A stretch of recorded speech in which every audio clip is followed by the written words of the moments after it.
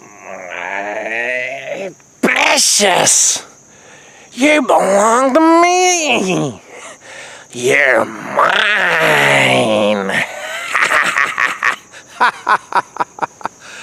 Hello, this is Greg Allison with Green Gregs. You know, sometimes we just want things we really ought not have. And by that, in this occasion, I'm talking about peoples who think they ought to be in control of other peoples who don't want them in control of them. We're talking about peoples who want independence. People who feel like they are subjugated by another people.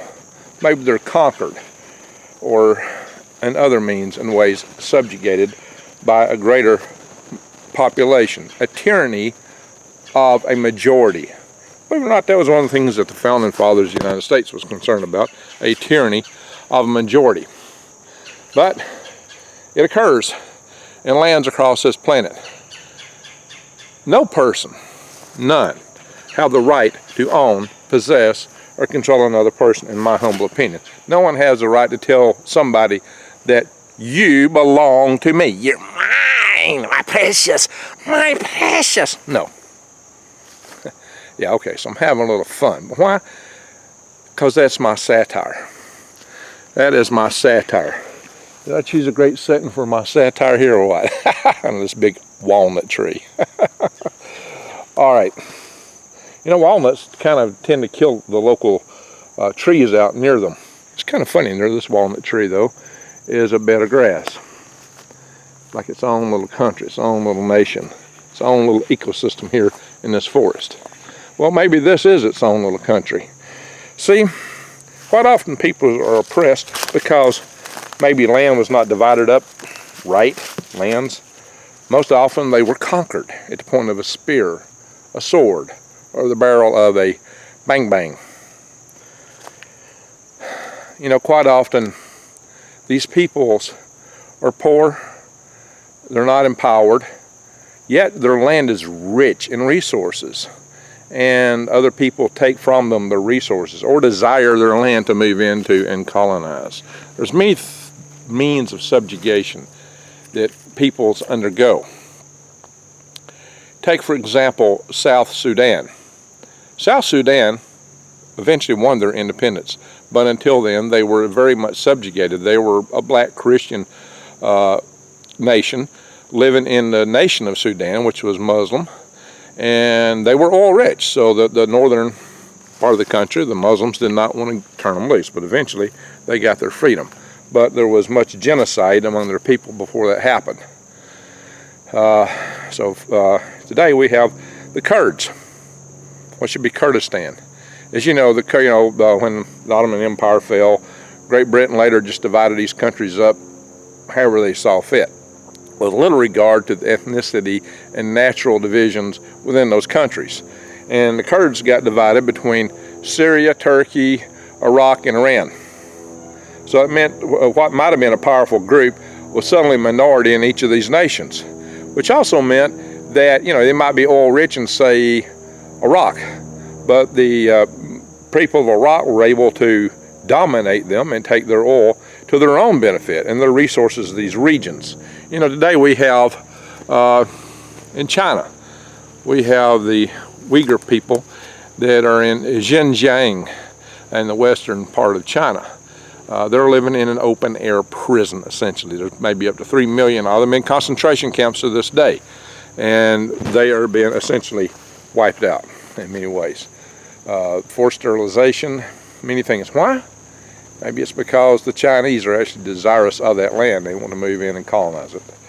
Of course, they also don't like other religions within their land. Anything that's not the religion of the state, of the CCP, is verboten. That's maybe why they don't like the Falun Gong. Falun Gong were originally a peaceable people, and maybe really considering what's happening to them, still are perhaps too peaceable. I've had some people on my Facebook channel refer to them as right-wing extremists. Well, if you're killing my people and harvesting their organs, I'd probably be less happy about it than they are. Try that on some good red-blooded rednecks down here in my neck of the woods and see how happy how happy people would be down here over that. You know, anybody in this country. You know, there's just certain things that have been allowed and permitted. Why does Hong Kong have to be taken into China? Why does Taiwan have to be taken into China? I just did a video on it. The Taiwanese are the Republic of China. They were original mainland government of China, have never been part of the PRC.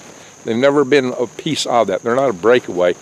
They fled to Taiwan to keep from getting eradicated, essentially. All right, you know, these people are willing to fight for their freedom because they believe in it. They don't want to be part of this other entity. Well, you got that all over the world. What about in the Basque? The Basque, who are kind of divided in the Pyrenees Mountains between France and Spain, maybe mostly in Spain. The Basque, you know, think they're original Atlanteans. They have their own language, their own culture. They feel like they should be an independent nation. And then you have Catalan, which is a different region in Spain. So you have, you know, they want to be Catalonia. You have Quebec in Canada. Quebec, you know, they would like to join France to some degree. But the Canadians have, you know, thought, well, we got to hold the Union together, so they've thrown a lot of deals at them, like moving the Canadian Space Agency from Montreal to Ottawa to, actually from Ottawa, pardon me, from Ottawa to, I guess, Montreal or Saint Hubert, somewhere there in Quebec. I actually almost got a job in Saint Hubert working for the Canadian Space Agency once upon a time, because I had a lot of expertise in space station robotics, especially their systems. The Special Purpose Dexterous Manipulator, which the Texans called Spitum, which did not make the Canadians happy. They refer to it as Dexter, by the way. So there was also the Space Station Remote Manipulating System, the SSRMS, Mobile Remote Servicer. Yeah, I know all that stuff. That was my old areas of much expertise.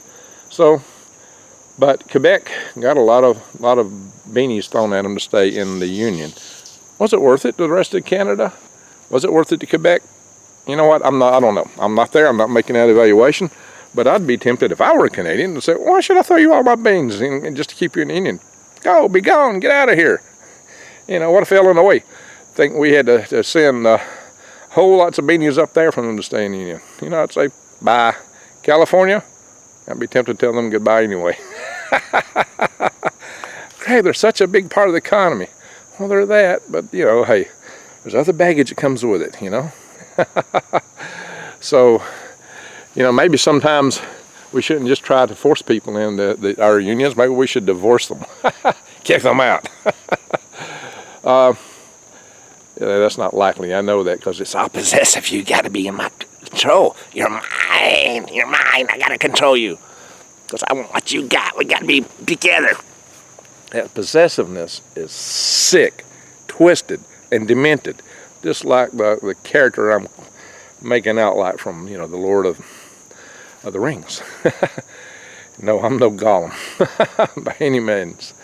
Maybe anti-Gollum, you know. But, you know, that's, you know, I've talked to you many times about corruption.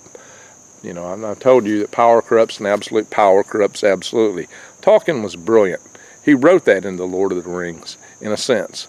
And even Frodo, who spent, you know, so much of his series to try to destroy the source of the power, the ring, at the very end got seduced into it.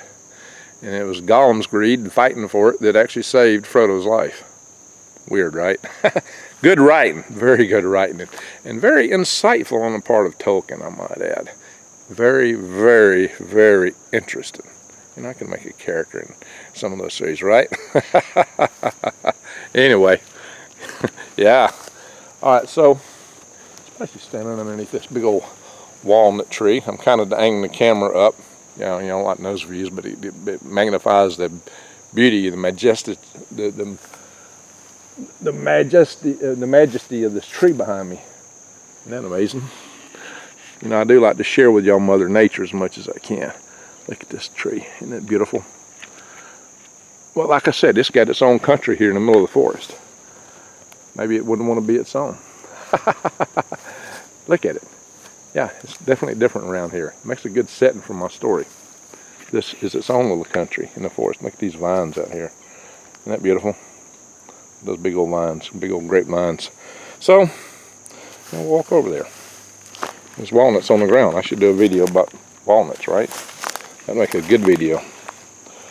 And they're falling, so it'd be the very time. I'm not going to do it today though, because this is really a precursor to another video I'm going to do in the not too distant future, probably in a day or two. I'm just setting a stage here to be understood that it is not right for one people to possess another people. It's slavery. Slavery takes many, many forms. Slavery today is as big or worse than it's ever been. It's a multi-billion-dollar industry today. There is slavery. There's human trafficking. There's many forms of it. This is just another form of slavery. You could say our service to our own governments is a form of slavery. Did you sign a contract agreeing that you would be a citizen or this and that, and you would pay all these taxes? You know, you've got it by the collective inheritance of being born into it. But if you had to do over again, would you agree to it being the way it is today? Interesting question, right? Check out this grapevine. Isn't it beautiful? I love big old gnarly vines. There's vines hanging all around here. And this country used to be full of vines and big trees. So I'm kind of loving vines. Most of these trees aren't so big around here, but I just got a little special setting here. So let's talk about it. Think about all these different people. The Sorbs. There's a people in Germany called the Sorbs. The Sorbs live on the border with Poland. They're different people. There is the Tamil Tigers, as you might know, the people of Tamil and Sri Lanka, the island of Sri Lanka. They want to be separate. They have their own separatist movement. And then there's some cases like, hey, I talked about, I think, the Chechens. Russia is trying to dominate the Chechens. And then the Chechens have really fought against it and been accused of being terrorists, and I guess they have been. But they want independence from Russia. Why should Russia hold Chechnya? Why should they? But on the flip side, the people in, I don't know if I can say it right, there's the eastern Ukraine. What is that place called? Never mind. But it's a minority Russian. They want to be with Russia. You've got Crimea. The United States says Crimea's got to go back to Ukraine. No way around it. But the people of Ukraine, Crimea actually voted over 99% to go with Russia. And considering that Russia's got a big warm water naval base there, well, they got one in Syria, but not as big. So it's the Crimean and Mediterranean bases that serve the Russian Navy on the western side and going to the Mediterranean and the Atlantic. That's their main bases. The ones further north are too ice-locked, much of the year. Of course, their other big naval base is Vladivostok that China's wanting to claim right now. So let's see that work out on the western side of Russia. So, like everybody's wanting to claim all Russia's main operative naval bases. Well, you think Russia's going to go for that? Russia would fight a nuclear war for that. Russia would fight a nuclear war to maintain Crimea. And the Crimean people would fight to be with them. So it's not worth it. It's just flat not worth it. So we just flip a deal. Russia, you can have Crimea. We'll call it peace, but give up Chechnya. Actually, I believe that people should have self-determination. Who they are, who they belong to. You got misfit pockets of populations all over the world that feel like they should be their own or go with somebody else, and for many reasons. Maybe they just want to maintain their ethnicity. Is that such a crime? They feel that their language is at risk. Well, think about this. The Mongolians that live in Inner Mongolia and China, Chinese are suddenly saying now that they can't teach Mongolian in the schools. There's more Mongolians that live in China and Inner Mongolia than there are in Mongolia. So, what right does China have to those people who are Mongolian in Inner Mongolia to tell them, oh, you can't teach Mongolian in the schools. It can only be Mandarin. Well, they're not happy about that. I wonder why. They want their, people don't want their cultures totally eradicated.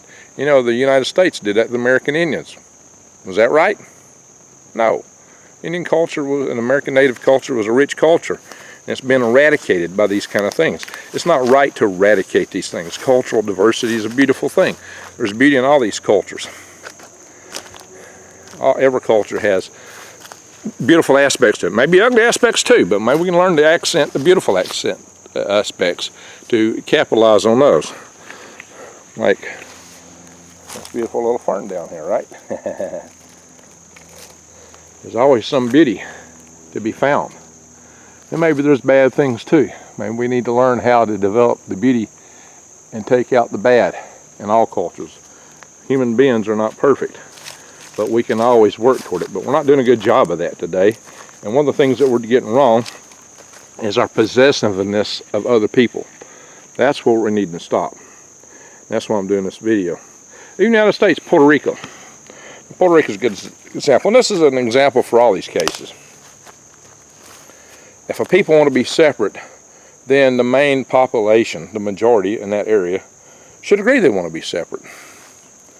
Or come up with some ways, other ways for various groups of them to have some kind of autonomy. But, you know, I believe in voting and let the people decide. In Puerto Rico, they seem to be a third split. A third want to become an independent nation. A third want to become a state of the United States. And a third want to just keep it as is, maintain the status quo. Well, as long as you got those thirds split in that method, you're probably not going to move in any of those different directions. You're probably just going to maintain the status quo. And sometimes the status quo is the safest thing when there's no clear majority. Okay, I get that. That's cool. But, you know, if the people really want one thing or the other, if it's pretty overwhelming that the people want to be independent, then that should be respected. They should have the means to achieve that independence, whether it serves them good or not. Who are we to judge? It's not our judgment call. And we shouldn't be assuming judgment and better knowledge for people against their wills. That's what I'm talking about here. And this is going to have, like I said, this is a prelude to another discussion to come. So we have much to talk about. I just wanted to set the stage here that nobody owns another people. You don't own them. You got to quit acting like that. That's slavery. That's dominance. That's sick. It needs to stop. That's what I'm talking about here. We need to stop that way of thinking. We need to come up with other, better ways of thinking, more accommodating. But, you know, there are those that think everybody on earth belongs to one big power, one big government, that we all should be put together. But then there's no outlets, nowhere to go, as that grows bigger and more onerous, as the deep state gets bigger and deeper and international, and the entrails of it grow all into you.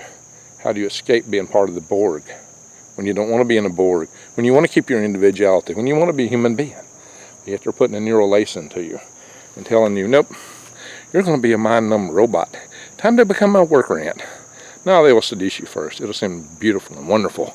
Yeah, the fly bait tasting yum yum, until they actually get you. There's some more ferns down here. Aren't these pretty? Sometimes the littlest things in the world are the most beautiful. Look at this moss. Isn't that beautiful? Got a little fern leaf down there. Sometimes you go down in nature, the smallest level, and find the greatest, most magnificent beauty. This is the top grass that goes off through the woods in this area. So, I just thought it made sense to share this with you in a microcosm,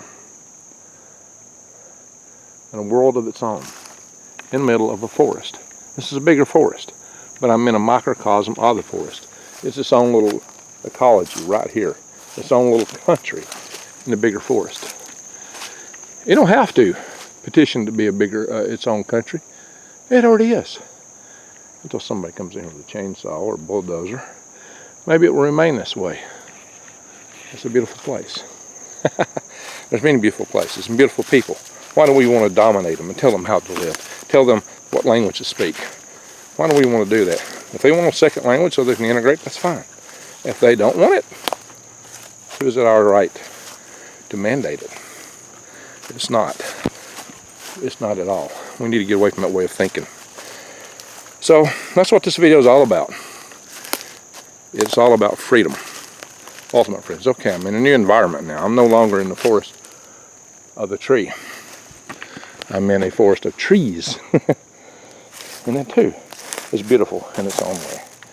Here. The ferns are different here. Look at that. It's a different species of fern. Isn't that interesting? You had ferns that look more like maidenhair out there. Those look more like those little sword ferns. But they're small. I'm just talking about shape-wise. Very small. It's amazing how the ecology can change from place to place. But, as you know, and I said, a walnut tree has a tendency to create its own world, its own ecology, by putting toxins in the ground so the plants acceptable to it are all that grow around it. The real competitors don't give it any problems. That's for another walnut tree. Okay, folks, I'm done with this. Hope you understand what we're coming from here. I'm coming from a standpoint of freedom. That's what we're talking about. Freedom. Freedom to choose. Freedom to choose who you associate with, what country you're in. If you don't like the country you're in, you might find one more suitable to you. Or maybe you could organize to create one. We have communities of locality and communities of non-locality now with the internet.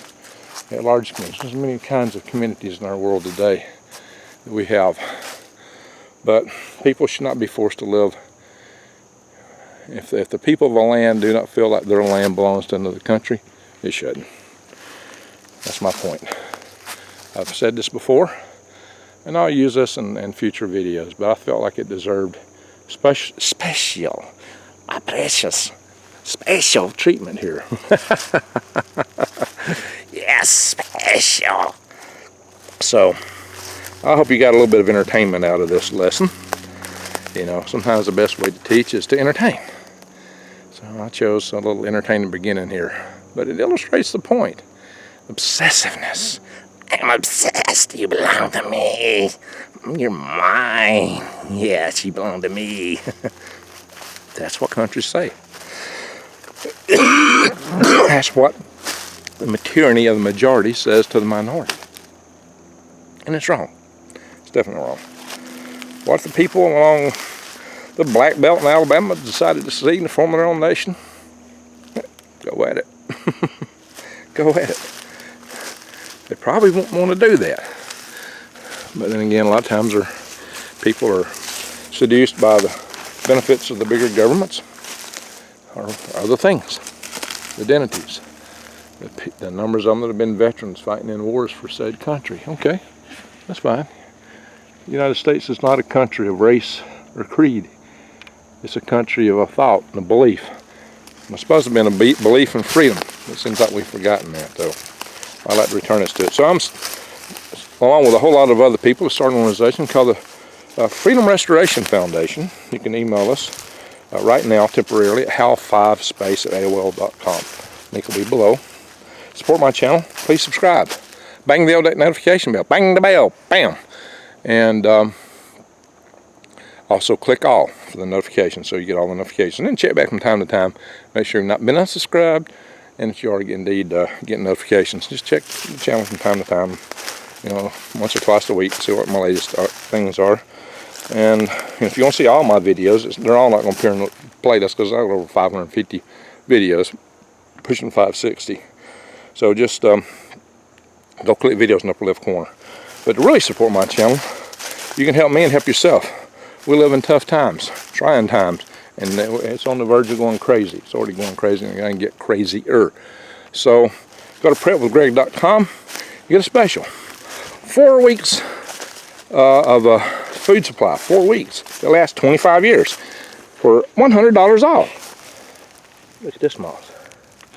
See that moss? There's all kind of little mosses out here. That's a huckleberry bush. The huckleberry bush here, wild edible.